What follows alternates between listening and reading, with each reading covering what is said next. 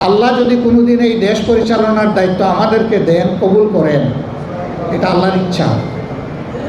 জনগণের ভালোবাসা সিক্ত হয়ে যদি আমরা যাই, তাহলে আমাদের প্রথম দায়িত্ব হবে শিক্ষার সংস্কার সাধন করা। শিক্ষককে শিক্ষকের মর্যাদার আসনে বসানো আর ছাত্রদেরকে দেশ গড়ার কারিগর হিসাবে তৈরি করা। আমরা নৈতিক শিক্ষাকে বিকশিত করে ওই শিক্ষাই আমরা এই দেশে প্রতিষ্ঠিত করবো ইনশাআল্লাহ। তাইলে মানুষগুলো আর পশু হবে না।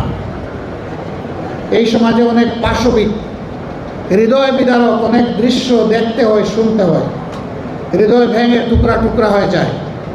মাগুরায় 8 বছরের একটা শিশুর সাথে তার আপনজনেরা যে আচরণ করেছে, বিশ্বাসের ছুরিকাঘাত করে, এটা গোটা মানবতার প্রতি তারা ছুরিকাঘাত করেছে।